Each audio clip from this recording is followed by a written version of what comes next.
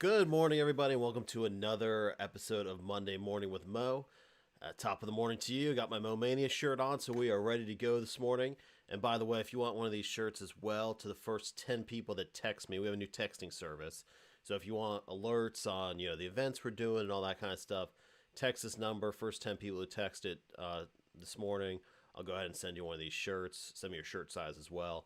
Phone number is 407 698 3984. Again, 407 698 3984. But as always, we're here every Monday morning, 8 a.m., to answer your legal questions. If you do have legal questions, you can always give us a call to the number at the bottom of the screen, 407 536 6737, or email us at askask@dewitlaw.com. Don't forget, 2 weeks away from the Fun Spot Party. If you haven't registered already, go to justcallmo.eventbrite.com. Spaces pretty much, we're only got a few tickets left, so if you want to come out, go ahead and register so we can make sure that we got you on the list and have some space for you. And if you do join the texting service, again, 407 698 3984, we'll keep you informed of all the events that are coming up throughout the year, so you'll kind of get first dibs on that before stuff sells out. So anyways, let's get to it this morning. First question is from Devin. Devin says, News Junkie listener here. Love the News Junkie. My roommate has co-signed for someone to buy a car a few years back, so his name is on the registration. He recently got his license suspended because the person he co-signed for refuses to pay tolls, and now he has $1,400 of toll violations under his name. He was not driving the vehicle. He was just a co-signer to help this person out. Well, first of all, never co-sign for anybody, but I'll get to that after the question. She's not returning his calls, and he is being put in a situation where the toll violations are falling on him. He is also a delivery driver, so this affects his work directly. Is there anything he can do to take his name out of this and direct the toll violations to the owner of the vehicle and fix the issue with his license being suspended? Thanks a lot for taking the time to read this, Devin. Hey, Devin, that's what we're here for. So, first of all, never co-sign for anybody unless it's your family member. You really shouldn't be co-signing for people on their vehicles. Always, we get these emails all the time. It causes a ton of headaches. But anyways, as far as your question goes, so typically the owner of a motor vehicle involved in when you're running tolls and you get a toll violation is liable for the payment of the citation. The only exception to this is if you can show that at the time of the violation, the car was in the care, custody, or control of another person. So here, clearly, your friend didn't have possession of the vehicle, wasn't in control of the vehicle, so he shouldn't be liable for those toll violations. But because his name's on the registration, they're automatically being attached to his name. So what you need to do is go ahead and contact the DMV or the toll authority, depending where you are, what state you're in, and talk to them and see if, hopefully they have a photo of the driver. You can basically say, that's not me. Explain the situation. Say, I co-signed for the vehicle. My name's on the registration, but I wasn't in care, custody, or control of the vehicle at the time. I shouldn't be responsible for these toll violations. And hopefully they'll go ahead and reverse it, reinstate your driver's license so it won't be suspended anymore, and you'll be good to go. But you really want to get that vehicle out of your name as soon as possible so that you don't have these issues in the future. So that may involve signing the title back over to the other person, trying to get your name off the loan, or whatever it may be. I don't know the setup you have with this individual, but if they're not returning your calls at this point, you probably don't want to be a co-signer on their vehicle. So best of luck to you. Hopefully that helps, but go ahead and give them a call. If you weren't driving the vehicle at the time, if you weren't in custody or control of the vehicle, you really shouldn't be liable. So hopefully that helps and you can get that situation straightened out. As always, you have any legal questions, give us a call, leave a voicemail, 407 536 6737, or you can go and email us at askask@dewitlaw.com. Let me get a little coffee here. Next up on the agenda, we got old Josh here. Josh says, I work at a private golf course that has about 250 employees. Our entire cleaning staff tested positive for COVID. My question is HR and my superiors all knew this was happening and did not disclose it to anyone else? I feel like there should be some law against that. Are they required to inform us? All right. So this is not a real straightforward area of the law because it's so new. As of October 1st of this year, OSHA put out some new guidelines, but frankly, it's not real clear as to what their reporting requirements are at this time. And of course, they have to balance the reporting requirements with HIPAA, with protecting people's private health information. So there were some updated requirements from OSHA on October 1st. It seemed that their guidelines were basically that you needed to report it if it was if it was contracted within the workplace, if people got it from the workplace. Here, it seems like that would probably be the case, given the entire cleaning staff got it, so they probably got it from working at the facility. But the law is not entirely clear. That new guidelines just little almost 2 months old now. Just came on October 1st. No one really knows what any of these guidelines mean. People are trying to comply. It's just very difficult at this point. I think if the employer knew about it and deliberately covered it up, that certainly doesn't look good. But as far as what their actual duty to report from a legal perspective is, at this time, no one really knows. Those OSHA guidelines provide a little bit of guidance, but it's not real straightforward. So hopefully you didn't get COVID-19, Josh. Hopefully you're doing all right and staying safe and healthy there. Unfortunately, not a great answer for you. Nothing real straightforward. Those new OSHA guidelines do somewhat indicate, though, that they do need to be reporting it if it was contracted in the workplace. So thank you as always for the question there. And if you guys have any questions out there, always feel free to shoot us an email, ask@dewitlaw.com, or leave us a voicemail, 407-536-6737. Let's go ahead and go to the voicemail line now. Let's see what we got here.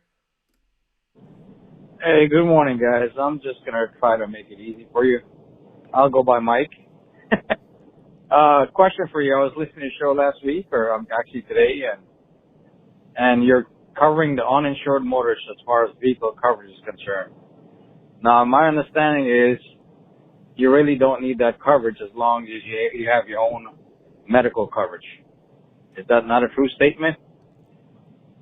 Because you are trying to cover yourself in case someone hits you and can't pay for medical. But my understanding is if you have medical coverage, you could actually go ahead and waive that uninsured motorist. Is that a true statement? Yeah. Thank you very much. Oh man, Mike, you're breaking my heart here. No, it's not a true statement because uninsured motorist coverage covers more than just your medical expenses. So let's say you're in a car accident and you're out of work for a month. The uninsured motorist coverage could cover your lost wages, or you could make a claim for your lost wages. If you have pain and suffering, maybe you're never able to work again. So it covers more than just your medical expenses.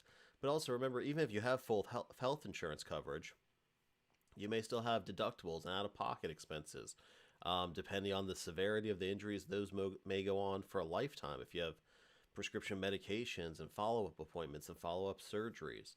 So the uninsured motorist coverage covers a lot more than just your medical expenses. What it essentially does is steps into the shoes of the at-fault driver. So if the driver that hit you and hurt you didn't have enough coverage or didn't have any coverage, then the uninsured motorist coverage steps into their shoes to cover you, just like the at-fault driver's insurance should have.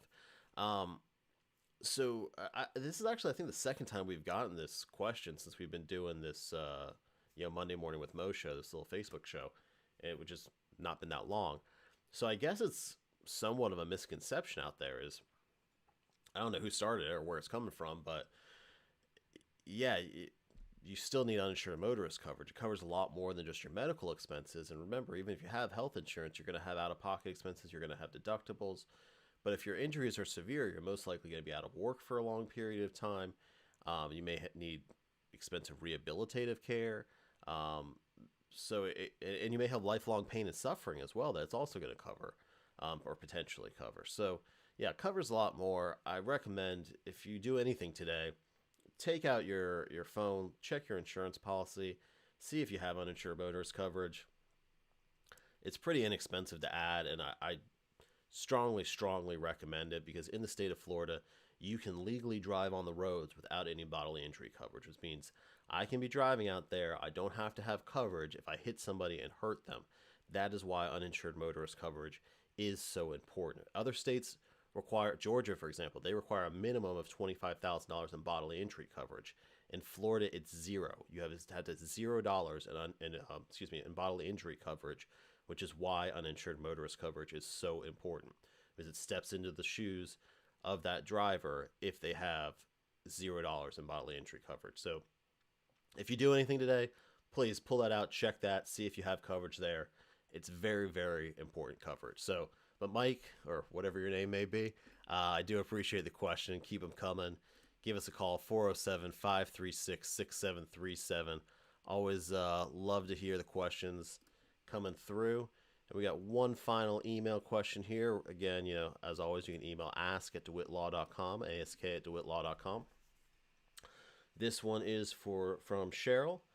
Cheryl says, I obtained health insurance for myself, my husband, and my children. My husband just informed me that he was not going to pay the premiums for that insurance, and he was going to seek out his own health insurance for him and the kids only. We are currently going through a divorce. Is he allowed to drop me from the insurance like that by not paying the bill and getting some other insurance for him and the kids?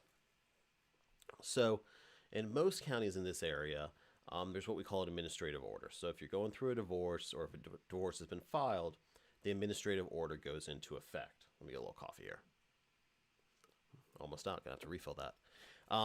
Administrative order goes into effect. The administrative order, one of the reasons for it is essentially so that one party doesn't starve the other party out through the divorce. And this is exactly that type of action. They don't want one party to get a negotiating advantage by putting the other party in a tough situation to where they can't have health insurance, they can't afford their basic expenses, things like that. So depending what county you're in, Cheryl, most likely this kind of behavior wouldn't be allowed, because once the divorce is filed, the status quo is basically supposed to be maintained. So whatever your husband was paying for before, whatever you were paying for before, that's essentially supposed to be maintained. The status quo is supposed to stay the same. So if you had this other prior health insurance before, that's supposed to continue on. If he was paying for it before, he's supposed to be doing that. Now, if he stops doing that, you need to file a motion with the court and bring this to their attention, especially if it's something important like health insurance or a basic need or necessity. If it's something that's, not a necessity, you may not want to file a motion right away. It may not be an emergency. The court may not deem it something that they need to deal with right away. But when you're dealing with things like, basic shelter, food, electricity, water, or health insurance, you may want to bring that to the court's attention right away, so that the health insurance doesn't get canceled, because obviously that could adversely affect you if you were to become sick or need the health insurance for any of your basic medical needs. So in short, most counties that's not allowed. Check with an attorney in the county that you're in. Check to see what that administrative order says. But typically that is not allowed, and I don't think a judge would look too favorably on that kind of behavior. So as always, thank you for the question, Cheryl. And if you guys have any other questions out there, give us a call, shoot us an email, 407-536-6737. That's the voicemail 9. Or you can email us, ask@dewittlaw.com. Again, if you want one of these lovely Momania shirts, first 10 people sign up for a new texting service, 407-698-3984. Give me your shirt size, and I'll go ahead and get you one of those out there.